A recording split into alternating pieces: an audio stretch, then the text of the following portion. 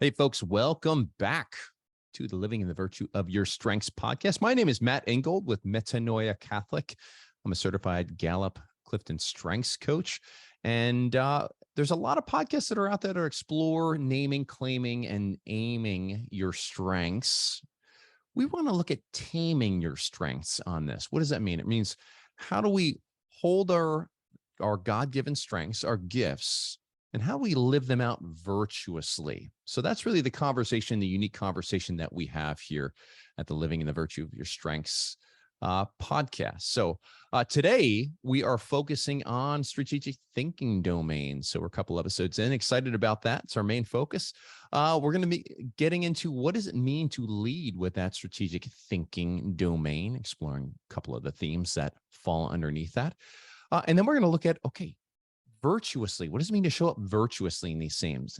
How might people show up viciously? And then what are some of the mindsets that can influence whether or not we're showing up virtuously or viciously? That's where, Metanoia Catholic, we're mindset coaching, Catholic mindset coaching company. So we believe that virtuous actions start with virtuous thoughts. And the same thing, vicious actions, kind of those bad habits that we don't really want to get into. Even Gallup might call them overuse patterns.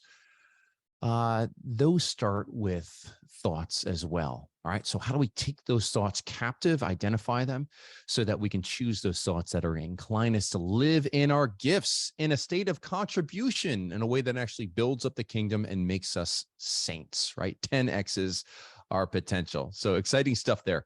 Always laying the foundation for our conversation of virtue on a Catholic anthropology and John Paul II's personalism.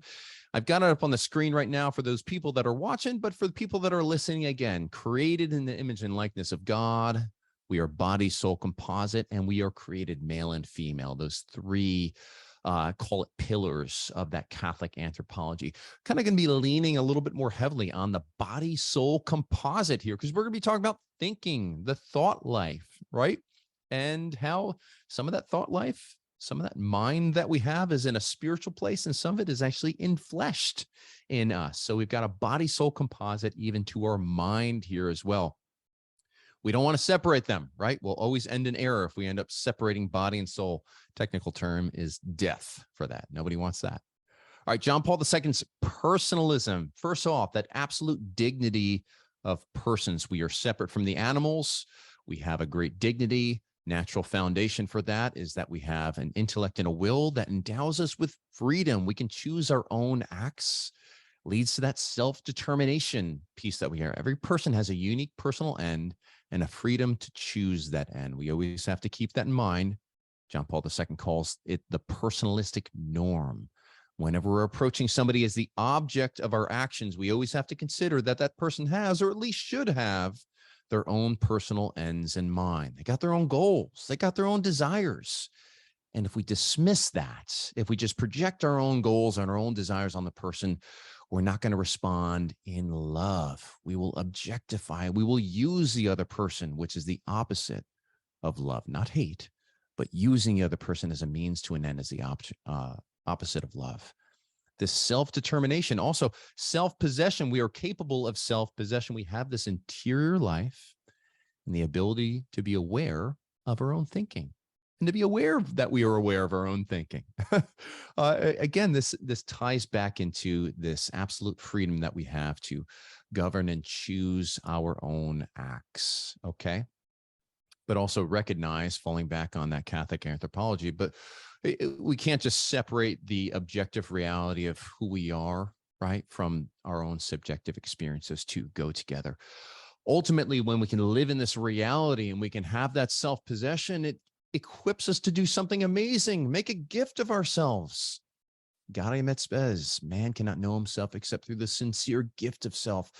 We come to discover who we are, live in the virtue of our strengths, not when there are something that is just driving us to independence or dependence or codependence, but rather this beautiful interdependence where we are showing up, recognizing the poverty, the lack that somebody else has, recognizing that God has given us a corresponding gift to present to them. They're open, they're willing to receive it, and we make a gift of it.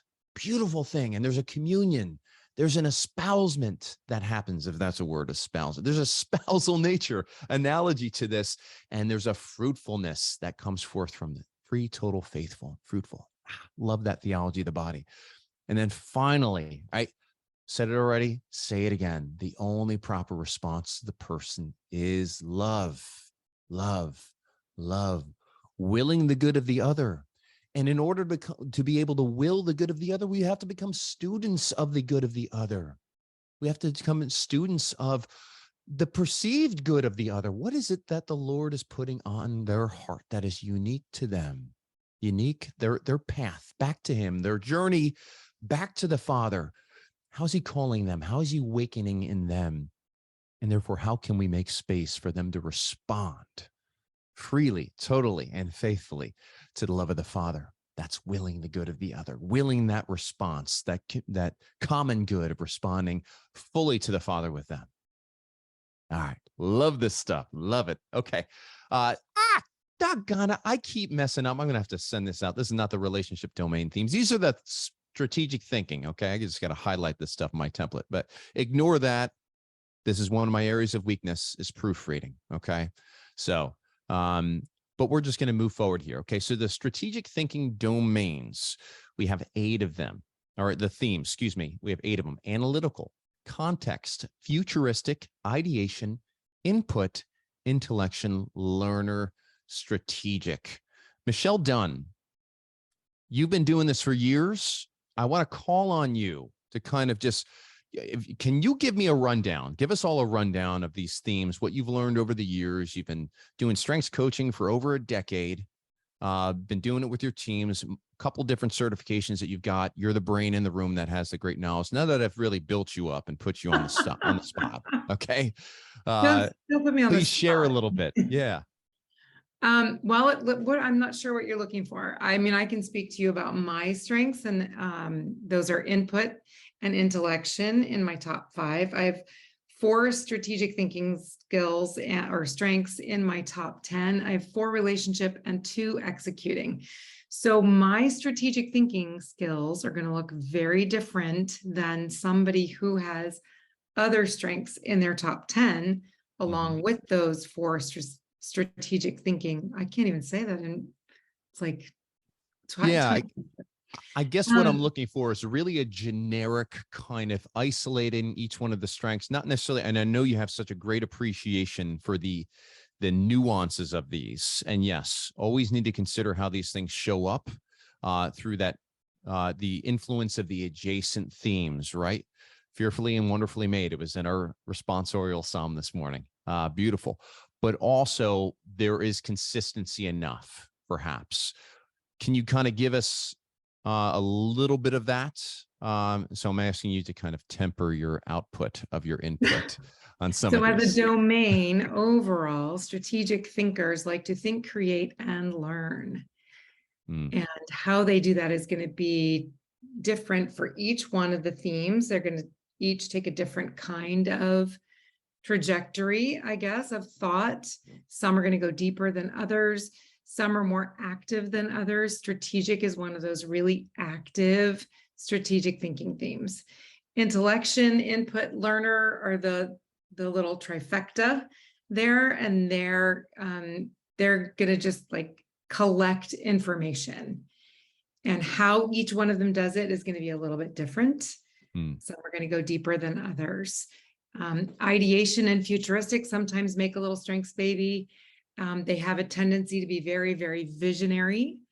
And then context likes to go into the past. So context and futuristic are so interesting because they are both strategic thinking themes, but their desire and goal and reward are going to feel very, very different. And then analytical, of course, likes to take everything apart and ask a lot of questions to get lots and lots of data. So the data that analytical collects is going to be very different than what intellection collects or even input.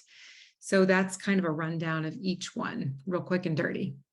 Awesome. Yeah, no, I love it, Michelle.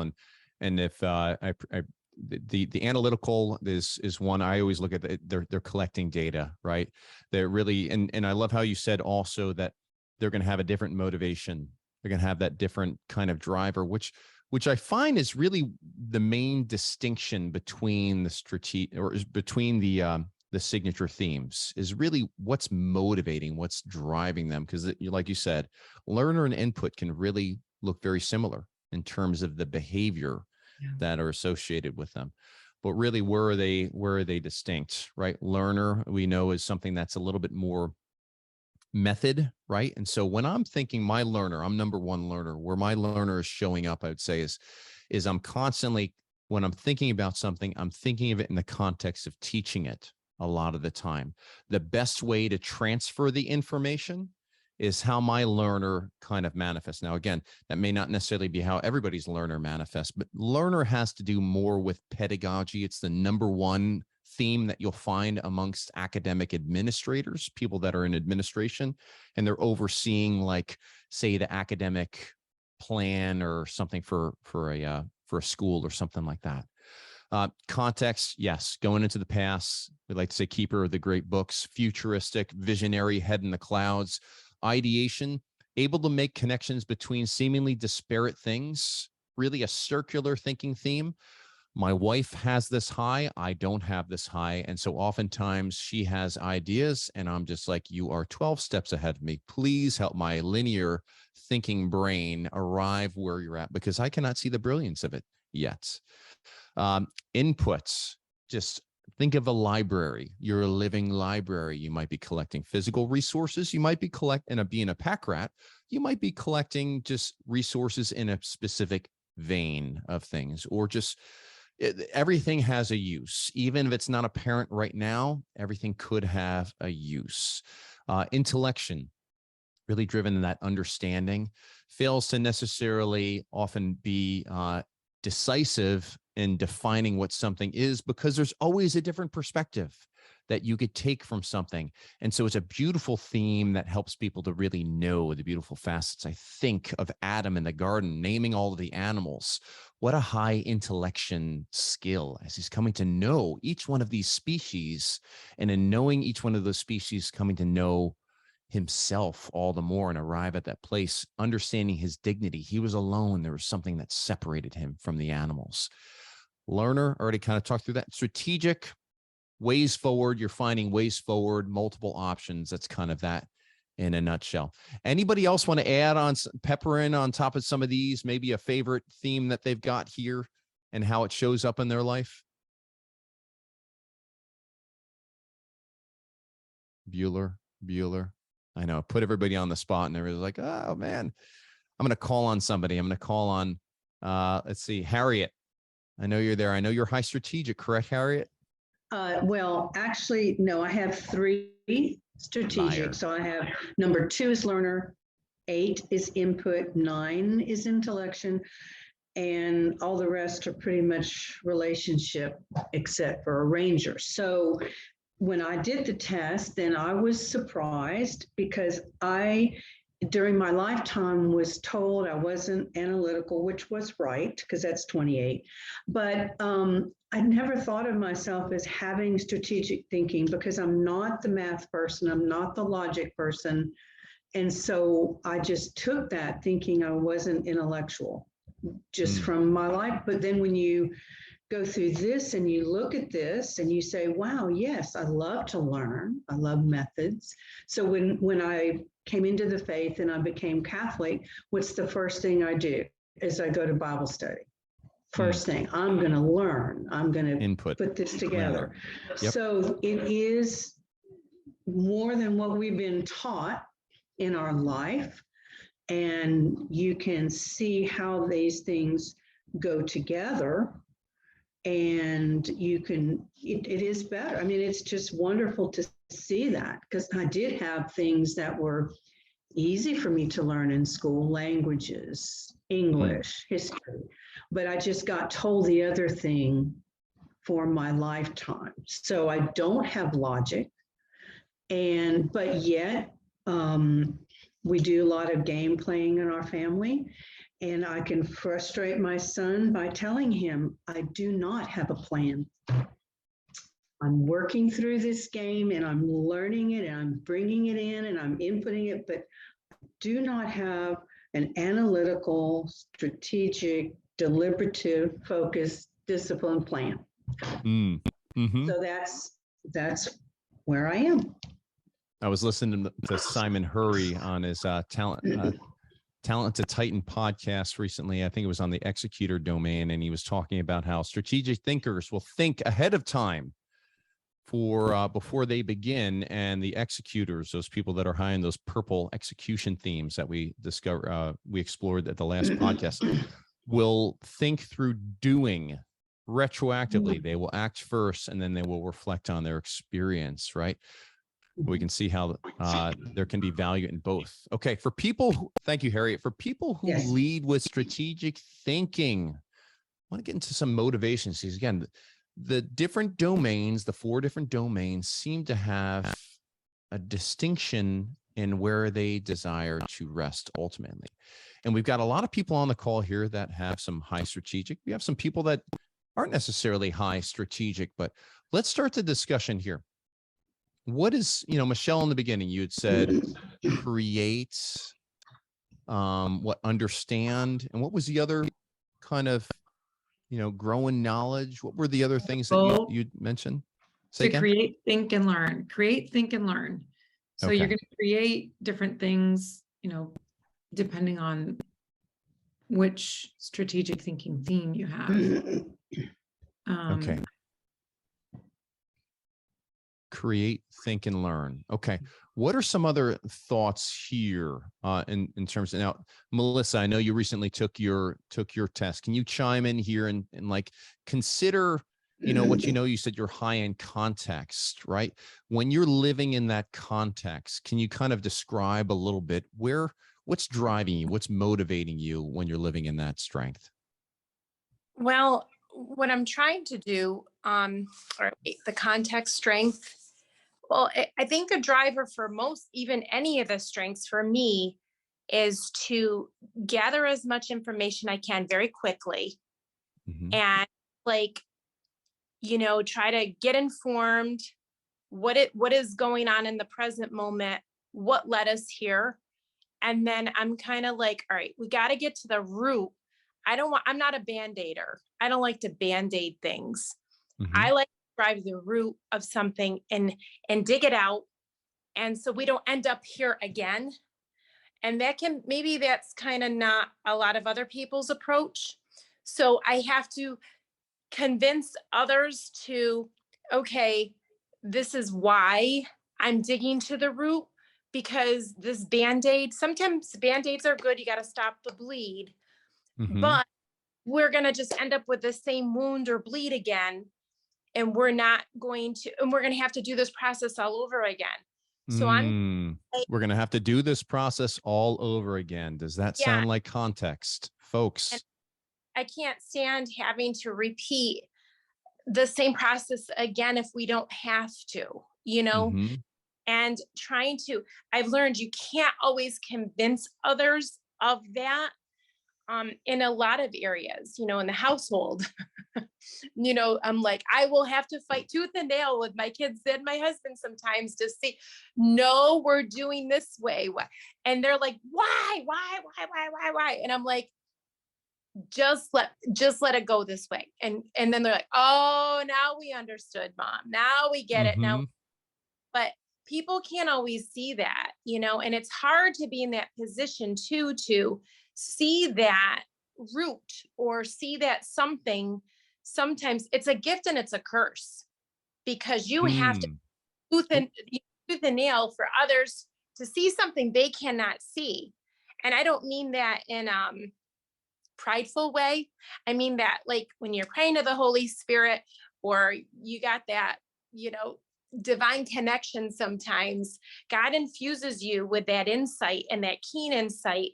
And then the harder part is not trying to even solve something or to problem solve through it. It's to get others to jump on the board too, with so that's context for me. Something that you said, Melissa, that I think is pretty key here is see something that they cannot see, right? And I wonder if that's something that is common to a lot of the strategic thinking themes. All right, see something that they cannot see. Now, when we're saying see something, we're not talking about literally something that we're seeing with our eyes. We're seeing something that's in our mind's eye. We're seeing, like, we have an idea or a picture, an image in our imagination that we can see it. It's there, but other people are not able to see it. I remember the movie Searching for Bobby Fischer. Came out in the 90s. I don't know if anybody ever saw that movie. It was about, Bobby Fischer, the great chess player. It's a great, good, feel-good movie. All right. And it was about this young boy who just loved playing chess, and he gets fixed up with this mentor who's always telling him to kind of clear the chessboard, right? Don't focus on the pieces. See it in your mind first. Don't focus on the pieces. Don't focus on the pieces. Don't focus on the pieces. See, I think strategic thinking themes have this ability to see what is not yet visible to the eye, right? Don't move until you see it. Don't move until you see it. That's what the coach was always telling this young prodigy, this chess play prodigy. Don't move until you see it. And again, where we juxtapose this with executor, it's just like move and then figure out the vision as you go along. Where thinking, I'm wondering if it's a little bit more, don't move until you see it. Don't move until you see it. Michelle, I see kind of some nodding over there. I know you're very dominant in these areas. What are your thoughts? I just love how you're relating it to movies and things and other characters. My connectedness. Don't move until you see it. That is intellection input. That's me for sure. But also, again, just those other strengths that are around it. So I'm also considering with my relationship building, and how's it going to affect the other people, right? So, and I see Jane is nodding her head as well, because we share intellection. So intellection's going to be a little slower moving. I talk about pace all the time. Intellection's going to be a little more slower moving than strategic, and strategic can be very quick. Yeah, even how we coach, I find the people that are high in intellection or high in those strategic thinking skills also are like of that melancholic temperament, right? That have a very rich interior life. And a lot of the times where we're coaching them is where this interior life is leading to a place of stagnation. They don't make a decision ultimately because they're trying to gather a lot of that information. And it's just kind of helping them to move forward while at the same time, not just be dismissive of these beautiful gifts that they have, but to kind of bring them to a place of fruitfulness rather than a place of just staying stuck, staying stagnant, right? And finding that good tempered, that's part of taming some of these strengths, is tempering them so that they don't ultimately lead us to a place where we're just, we're being indecisive, right? As an example here. Jane, you want to jump in here, talk motivations with your strategic thinking? Of course.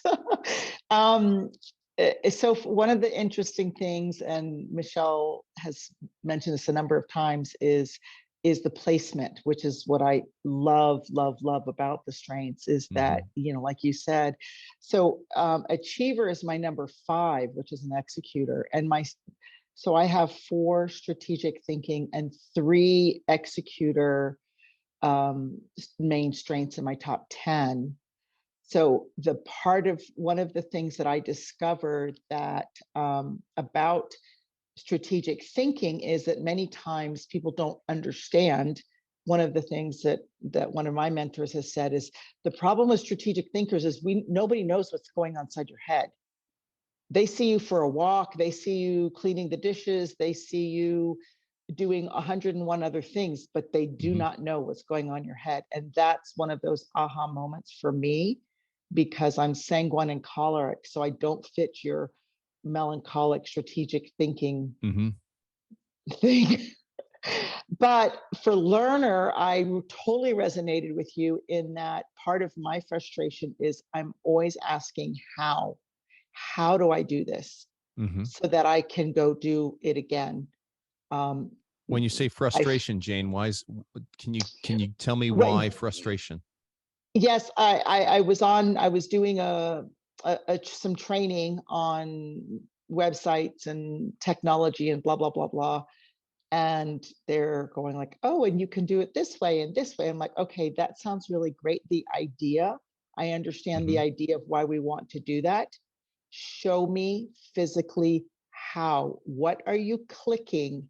Because I'm not seeing it. You've missed a couple of steps and you've jumped, and I don't know how. And that's, as a teacher, as a homeschool mom of 15 or 18 years, that was always the thing I wanted to show my children was I want you to be able to master, then you carry over. I want you to know how the steps, because once you how, then you can do it again. So Common Core destroyed you when it came out.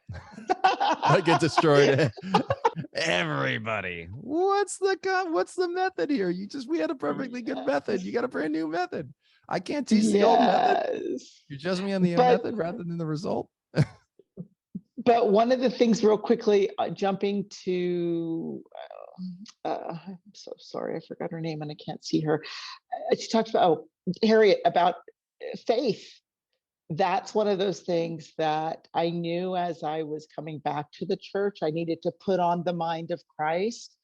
So my input and my intellection really led me. And but my context, you said my context is what, number 16? I always wanted to know the why. Again, the learner, like, why does the church teach X, Y, and Z? And then I would delve into the documents and the saints. And I'm like, oh, that makes so much sense.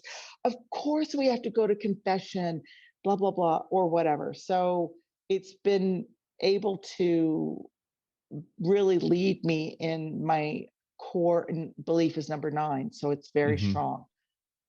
Yeah. So it's all, awesome. It's all helping, right? It's like, it's all part of the journey of naming, claiming, and naming. Okay. So I'm going to do something that is probably going to drive all the intellection people crazy. And I'm going to try to put these strategic thinking themes in a box, right? Under an umbrella. All right. So feel free to throw all kinds of ninja stars on this. I already revealed this before because I am bad at not clicking on my PowerPoint and advancing it. So this is where I just kind of rest right now when I say, okay, if I was to make a very generic motivation goal that strategic thinking domains we're seeking to rest in. Again, when I say rest in it, it's like once we're here, we don't want to move anymore. We're good. We've arrived at our goal. The thought is that strategic thinking seeks to rest in conceptualization. Conceptualization. I think of the powers of the soul that St. Thomas Aquinas shares, and we teach this in depth in our Catholic Coaching Foundation's program that we have for Catholic coaches or for coaches that are out there that want to really ground their coaching in the Catholic faith. We draw from St. Thomas Aquinas' philosophy of psychology. He talks about the power, the faculty of our imagination and how that is the place where we conceptualize, we see with that mind's eye, something that's not yet visible. And we stand on the shoulders of John Paul II. The body makes visible the invisible reality of our interior life. We may have a goal in our mind and something we always approach in coaching. Until you can conceive it in your head, you're not going to be able to hold it in your hand. You're not going to be able to put it on paper. There needs to be first a clear blueprint, a concept, which takes understanding the past, which takes taking input from a number of different sources and ideation and twirling that thing around and understanding all the different facets of it, which takes, moving into the future and not necessarily building that thing solely with the things that you have right now, but the things that you may have in the future. It takes kind of developing a bit of a plan on how you are going to get there, bringing those strategic themes forward here as well. I see conceptualization. I see taking something first that is invisible, but it's only visible to your mind's eye, not so that it rests there, but ultimately so it can be handed off to the executors to be made visible, so that it's something that it's a good that we can see in our mind. But once we put flesh on it, once we make it incarnate, once there's an incarnational experience of something, a concept that we have conceptualized, not in isolation, but with God as well. He's part of manufacturing that blueprint. Now, when it's passed off to the executors that want to get it done, they want to rest in something being complete, being made visible, being made concrete.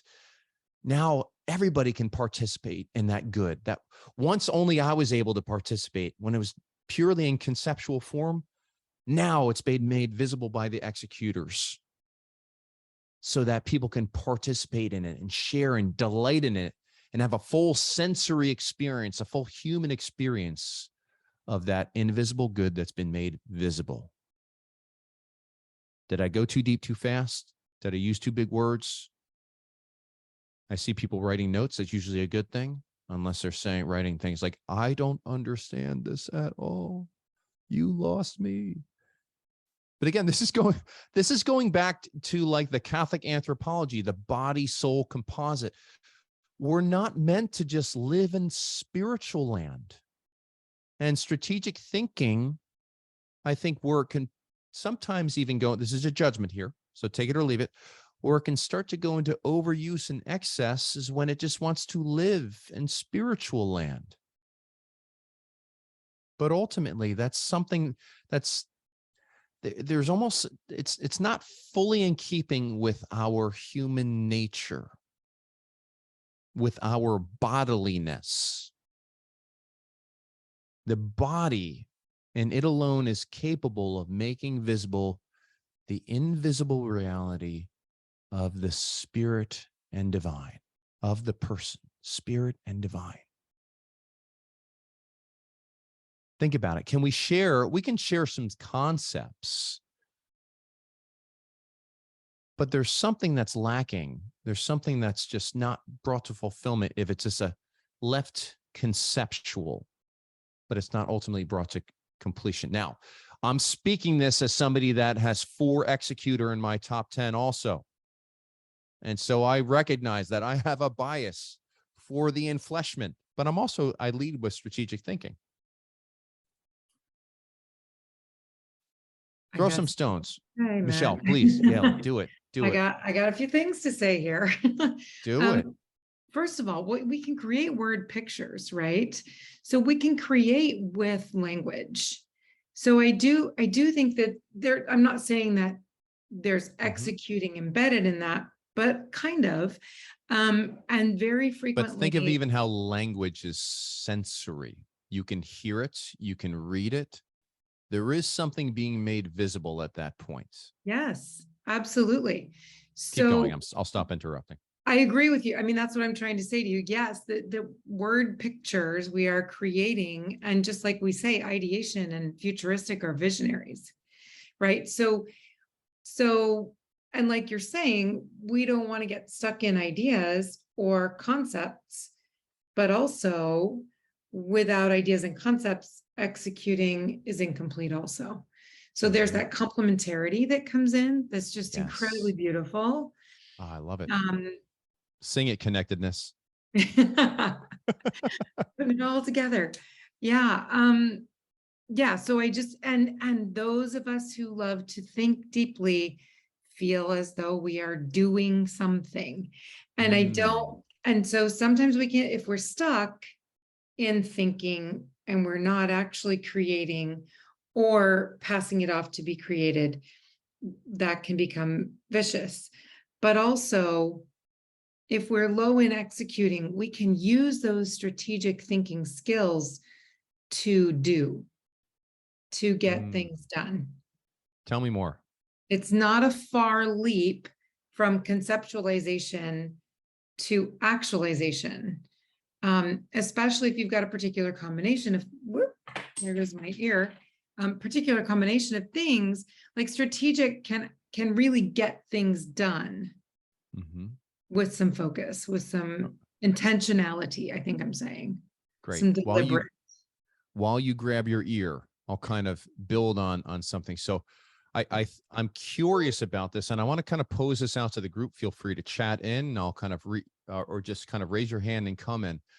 But I'm wondering, even for people that are high strategic, if there's kind of a universal desire to see and to tangibly, bodily experience what you're conceiving in your mind. I think of even kind of the arguments that you hear out there where it's just like, okay, violent video games or violent movies, where there is a desire to act it out.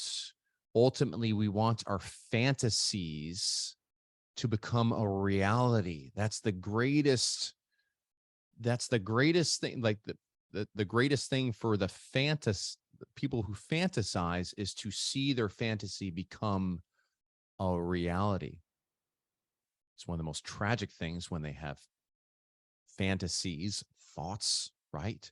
Conceptualizations that are very vicious and untamed, but can be very beautiful also when these fantasies, these dreams that they have are something that have God's breath, right? Have that inspiration of the Holy Spirit that's moving them forward. Jane, you got a hand raised. Sorry, I couldn't figure out how to unmute. One thing that came up for me when you talked about conceptualization is that is so ingrained in what Metanoia Catholic teaches, in that the journal, right? Mm-hmm. We take a circumstance, we think about what the thoughts are, we examine the thoughts, we examine the emotions, and then we think new thoughts, therefore to create new actions. And so it's very beautiful. It's right, goes hand in hand with everything that, and of course, you know, the secret weapon I always say about Metanoia Catholic is that, you know, exercise 6 and 7, we take it, we repent and we figure out where's the viciousness of it. We take it to Christ, and then the metanoia. What do you say about it? What do you conceptualize, Lord? How do you visualize? And then we can take it into action. So I personally, because strategic thinking is my dominant domain, I completely concur in this. And going back to what Michelle was saying about create, because one of my myths that I am working on revisualizing is the limiting belief that I was not creative as a child. I wasn't very good at art. I don't sing. I didn't sew very well. I cook. I have 5 beautiful babies, so, you know, praise God. Pretty creative. but I have to, and a friend of mine years ago told me that when we say we're not creative, we are actually denying the image of God in ourselves, because God is the creator. So it's that little gnawing thought of mine that I have to continually swipe away as a mosquito, like, no, stop. I am a creator. So when I realize, what do I create? That's always my challenge of like, what do I create? What have I created today? Sometimes it's just writing thoughts of my journal. Sometimes it's the prayers. Sometimes it's the fasting, this intercession, right? That's what I'm creating today, is being the gap. So beautiful. There's so many different ways that we can make the visible invisible, but even if it's not made visible, there is without a doubt, a creative element to that, without a doubt. And so for all you strategic thinkers out there that find yourself living more in that visionary place than the putting flesh on the bones, you are no less valuable than the person putting flesh on the bones. There's plenty of people that are building structures that have no thought, no conceptualization, no clarity behind them, and they labor all night and they catch nothing, right? Executor needs the strategic thinking. relationship, right, needs that conceptually, the understanding of the person, right? And the drawing, creating, making space for that person to come forward and become who they truly are, to will their good, not just spiritually, but also physically in the flesh as well. Beautiful complementarity to this. So we pivot our conversation here to kind of looking at the virtuous and vicious sides. We always look at virtuous through interdependence, right? Male and female, he created them, our anthropology, our Catholic anthropology. We're not meant to be alone. The man was not meant to be alone. There's something about relationship coming together and the fruitfulness that can come forth from it that tells us about our ultimate end. Okay. So when we're living in virtue, we're being drawn deeper into relationship with God, but also with the communion of saints. And that's the saints in heaven, but also the saints here on earth and those in the church suffering in purgatory as well. Okay. So when I look at the virtuous side leading to interdependence, I think of a mindset here of honoring the unique perspectives of others while freely sharing your own thoughts and ideas. There's a freedom to see the other person as gift, but also see yourself as gift. I think even attachment styles here. Michelle, I know you've done quite a bit of work in attachment. Can you see kind of the attachment, the forward attachment, the secure and insecure kind of showing up here? Can you lend anything in there? I put you on the spot. Is that vague enough for you? Yeah, we always talk about attachment in terms of strengths because they're going to make your overuse or your weakness a little more visible, I think, when you're either in an insecure or an avoidant attachment. I'm not sure, though, exactly what the connection is that you want to make there, though, Matt. Well, yeah. So I think of a secure attachment is where you can see, in short, I'm good and the other is good, right? There's a recognition of the mutual goodness of the two, which you can see here. I honor the unique perspectives of others while freely sharing my own. We don't share the crap of ourselves, right? We share what we see as good and worthy of being gifts, right? And we can only receive what we perceive to be good from somebody else and sincere, no strings attached. Okay. And the flip side of that is when a child sees you as a parent being bad, right? They do think also, if you are bad, then I can also be bad. And that's where a lot of acting out can come from. Just interesting twist on yeah. that. Yeah. And you can see how it kind of leads over to, we could probably carry that analogy over here with the attachment, even into this vicious side, right? So we got 3 areas that we're drawing from Gallup here, the overuse patterns and have a little bit mindset behind this. So where we can see strategic thinking showing up vicious is where it goes to independence, dependence, or codependence. All right. So considering the independence, I take my own counsel and dismiss the counsel of others. I take my own counsel, right? The scripture says it's the foolish man is the one who takes his own counsel. You think of the man who that Christ speaks of, who has all the grain. And he says, what shall I do? He consults himself. I shall build more barns. All right. What happens? You fool. Tonight your life will be demanded of you. A person that just dismisses, doesn't see the other as good, right? Maybe it has that insecure attachment style of overly self-reliant, but being dismissive of any sort of contribution to the other. All right, where we can see this leading to dependence is the opposite. I don't think for myself, nor do I, nor trust my own reason. Folks, I can see this showing up where people just parrot back whatever the media says, right? And they say, well, these are the people, these are the doctors out there. These are the people that have the credentials. They got the white lab coats, but there is a suspension of their own reason in the process, right? And as soon as you kind of challenge, they appeal to authority, right? But appealing to authority is just falling into a dependent relationship. We're not engaging our own God-given reason. Again, this is part of our anthropology. in the image and likeness of God. One of those things, the natural component, is that we have this reason. We can think for ourselves.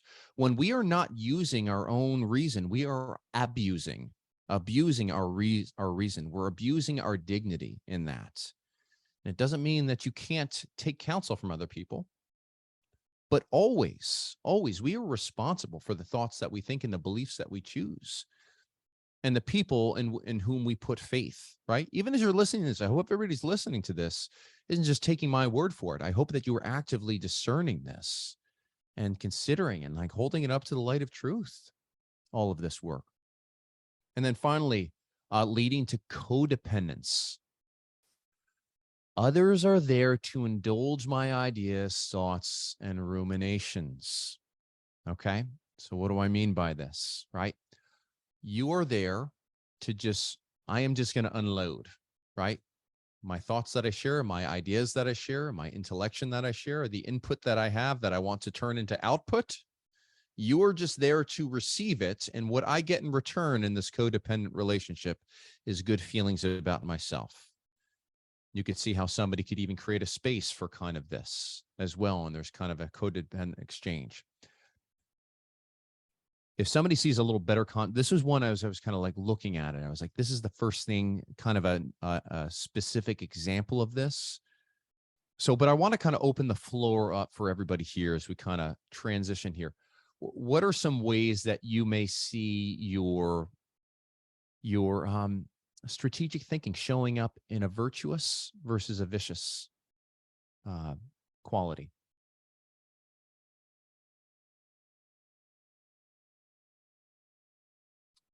I know, for example, my strategic can show up in ways where I think of a way forward, and I can be my strategic and my futuristic, and I can see very clearly the concept in my head, but then I just go head down and I don't communicate it to other people. And then I get angry at them for not following along where I think we should be going. Right. So this is kind of an area where I've gone independent with my visionary, with my futuristic and strategic. And it's not really considering the input of other people. I recognize that even some of the thoughts behind that, which we'll get into here in a moment, are,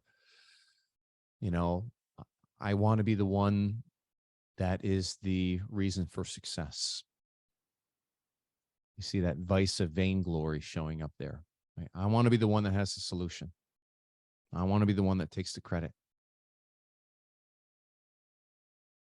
What else? What else do we have? I know it's kind of a little bit more vulnerable as we start to share interiorly. Michelle, thank you. One of the things that you all were talking about on the Metanoia Catholic call this morning were, wanting to manipulate other people with your knowledge, right? And so sometimes we have a tendency to push what we know onto other people in an attempt to form their minds or change their minds or manipulate them in some way. And so that can become pretty vicious.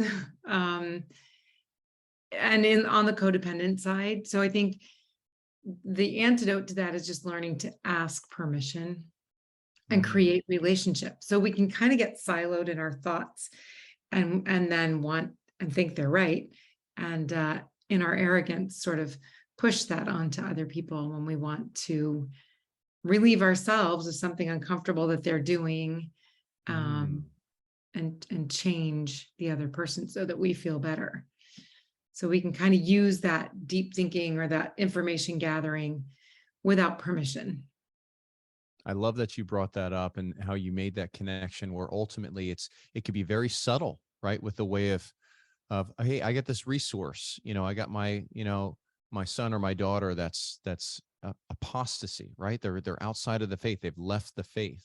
And so I'm just going to hand them this, Matthew Kelly book that I got for free, or I'm going to pass them this podcast, or I'm going to send them to the Catholic Coaching Podcast with Metanoia Catholic, or whatever that may be, whatever resource that is. And it's just like the solution is just the assumption is they're just lacking in knowledge that I have. And so I'm just going to give them the knowledge But again, where does this fall short of John Paul II's personalism?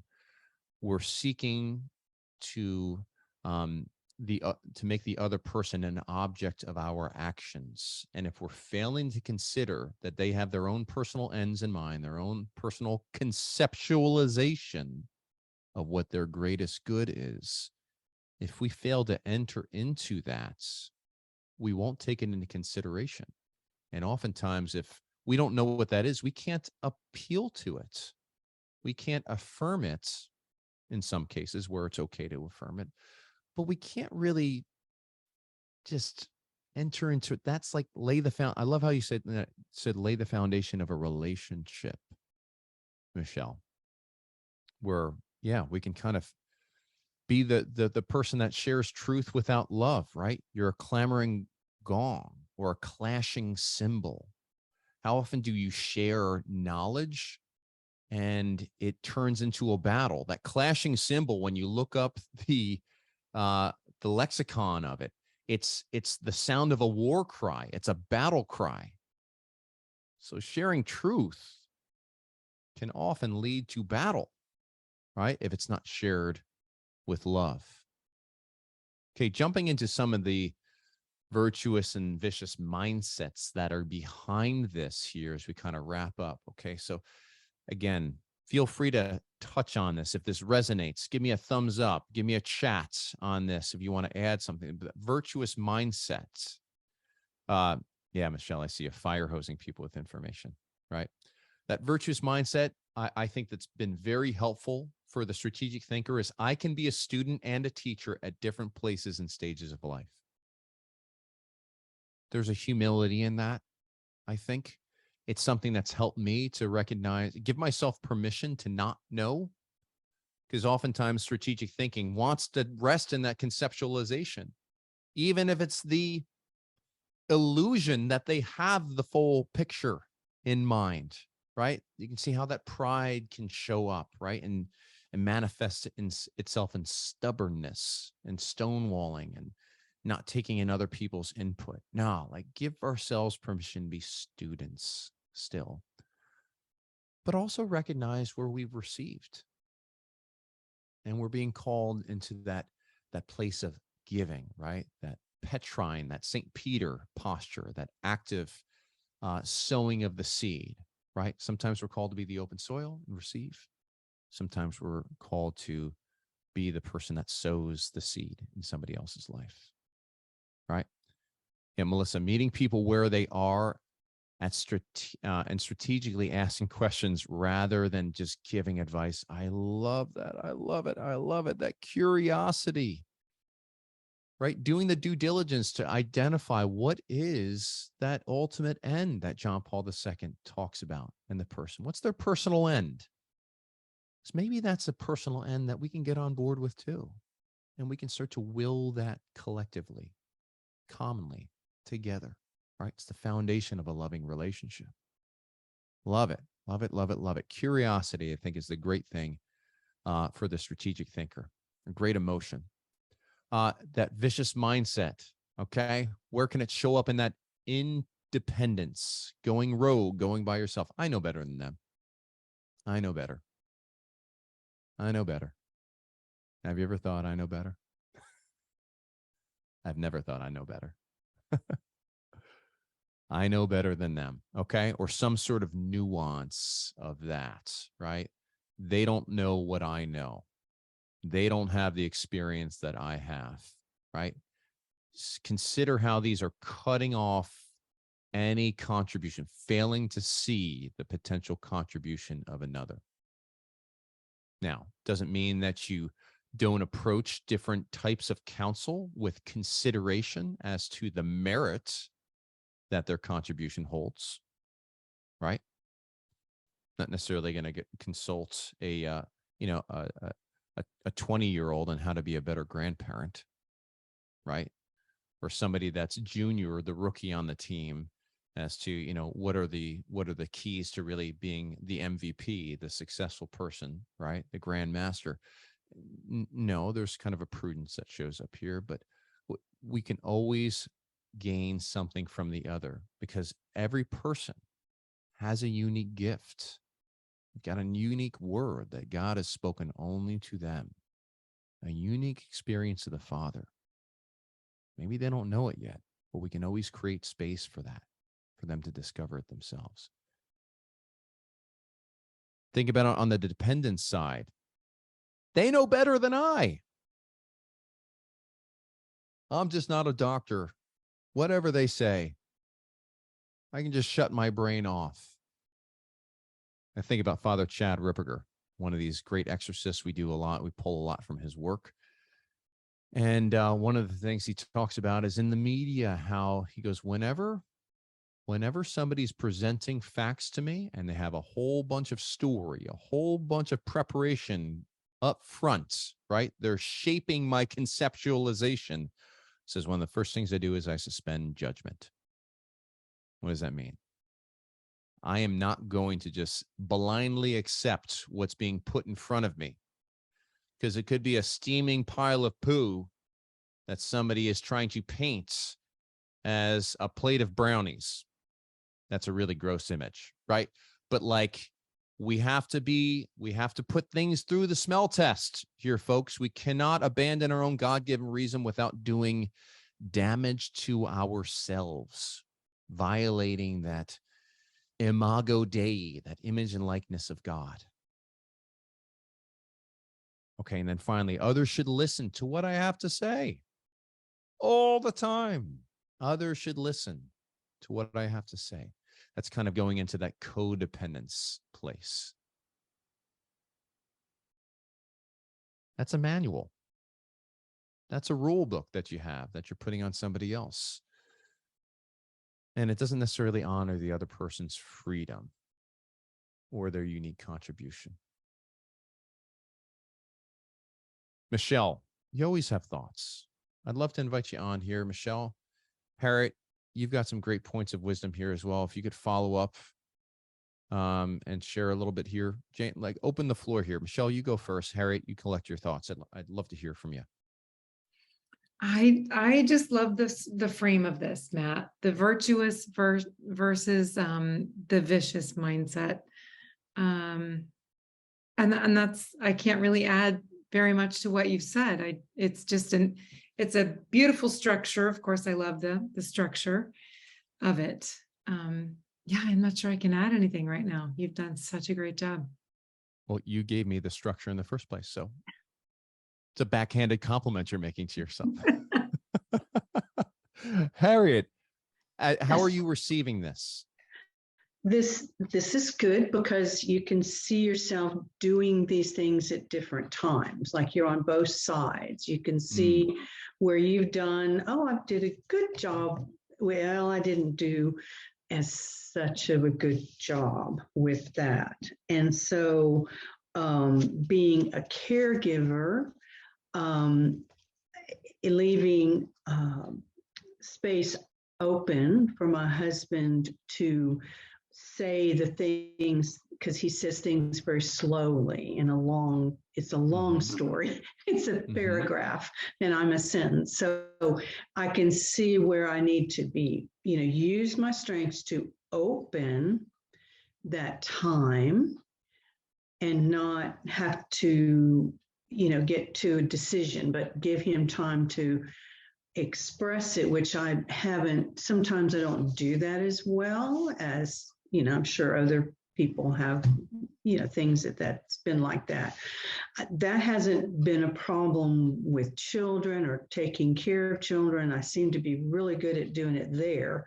It's just switching it over to the spousal relationship is okay. I need, he needs time to say the things, and then I just listen and not try to fix it, not try to think over that. So that's where being a student and at different stages of life or different days of the week. Beautiful. So that's what I see. And I don't know if you were on our Metanoia Catholic Academy workshop this morning on that locus of control, inside, outside. I mean, I'm working on that. Yes. I mean, that's a whole part of the student Mhm. piece of it, is just understanding what's in our control and what's not. And then how do we show up in freedom? Right.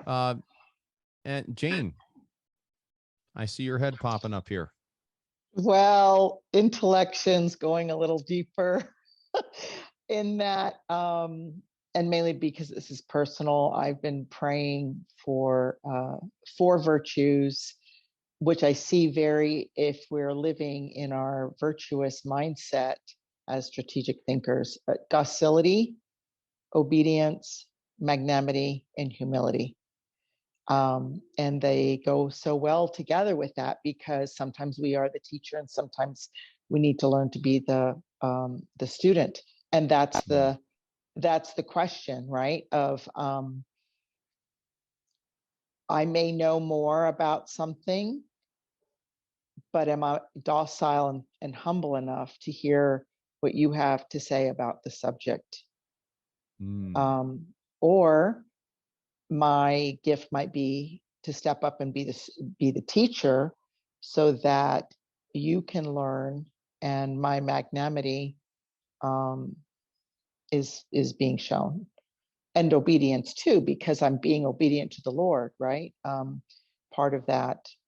So those are just some extra thoughts on that. But I really appreciate this framework. This is beautiful. And like every virtue, just like that's where you put the vicious mindset and the virtuous mindset. Every virtue has two opposite sins, right? Outside of it. So we want to stay in the path. Yeah, I'm So, seeing it. thank Right, you. right. Yeah, you can go excess or deficit on those things. What I'm kind of seeing is like this image of of of creating space and then filling space, and almost this rhythm of life of creating space. Virtue has a way of creating space and then filling space. That posture of receptivity, the posture of gift. It's like breathing. There's a filling the space and then the exhale, creating the space, right? And even Beautiful. there's that small kind of, almost that time where you're completely exhaled. There's almost a small death that's in between that's taking place, but for that small pause. But yeah, just seeing living virtuously, being that that following that rhythm. Melissa, I see you got a hand raised here. Yes, real quickly, the ability to execute both of these mindsets too, I think really falls. I'm going back to the root of, did we get enough sleep? Are we cranky? If I've had enough sleep and I'm on my A game, you can execute that day. But boy, and I don't drink coffee in the morning, but I think our self-care too is so important physically. Did I exercise? Did I eat right? Have I just had some downtime mentally for myself to be able to execute all of this? Because, when you're a caregiver of your husband or your children or whatever, you get depleted. And when all these tools and self-awareness are so wonderful, but it's hard to execute them when we haven't fueled our tank, our gas, of our gasoline car, the car, you kind of like put, and you're like, I know all that, but I can't do it right now. I don't have it in me. I love it. I love it, Melissa. And I think of, even in terms of our own, going back to that anthropology, we're body, soul, composite. What does that mean? It means that not only do we have this rich interior life, right? This subjective kind of experience of as we're taking in reality, but there's an objective reality that we have to honor. We have to honor our own bodiliness. We have to honor the reality that if we don't sleep, we will die. We will go crazy. If we don't eat, if we don't have that self-care, if we don't honor the objective reality of our own bodiliness, we're going to arrive at a place of error. We're going to arrive at a place where we're making decisions that are not in keeping with our not in keeping with our dignity. They are out of integrity. with who we are and created in the image and likeness of God. And you're right. We're not going to be able to show up as gift at that point because you can't give from an empty tank, right? Have to be able to kind of retreat like Christ did up to the mountaintops to kind of just commune with the Father, right? Man does not live by bread alone, but from every word that proceeds forth from the mouth of God, right? We need to be able to return to that place and receive at that. Michelle, Michelle Simpson, I want to give you kind of some space here. So I know it was just, what has it been like as somebody that doesn't necessarily have in those dominant themes, those strategic thinking? How have you been experiencing this podcast here today, Michelle? I think you have like what your number 15 is your first green strategic thinking theme that you've got. Yeah. It's We been know Michelle interesting thinks. because I can relate still, even to the virtues and the, I tend to want to sometimes tell people what to do because I think I know better for them. And I'm seeing, with everything, with the journaling and all of that, I'm just really learning what I can and cannot control, where that locus of control is, and what I can do. So beautiful. I don't know. It was very, very beautiful and very helpful today. Awesome. All right. Well, praise the Lord. Well, folks, going to wrap it up there. I think we might have gone over an hour, but thanks so much for joining us for Living the Virtue of Your Strengths. And if you're watching on YouTube, make sure you follow, subscribe. Go check out the Catholic Coaching Podcast as well, where my better half and I, we coach, we do mindset coaching, and we do it authentically Catholic, in a very authentically Catholic way, super practical way. Also in the Metanoia Catholic Academy, that's where the participants on this call are all students in the Metanoia Catholic Academy. We're choosing to be students here as well. And certainly I'm one of them as well. But if you want to learn how to really practically take these strengths and apply them to your life and go through the process of naming, claiming, taming, and aiming those strengths and learning some of the mindset skills that are part of that journey, that's what we're doing. We actually have in between these podcast calls that are public to everybody, we've got some coaching in the strengths, right? Where we're all learning how to name, claim, tame, and aim those strengths. Why is that important? Folks, this is our God-given reality. This is how God created us to be. Our vocation is not going to leave these strengths behind. It's not going to take the talents that he's given us and bury them in the sand. That's not what we're meant to do. We're meant to take these things, trade them, make a contribution, go forth and bring them to the world as gifts. And guess what? By that very nature, by the way God designed it, there will always be a return. And the return is how God dictates that return to be, but there's always a fecundity, a fruitfulness that comes in being a free, total, and faithful gift.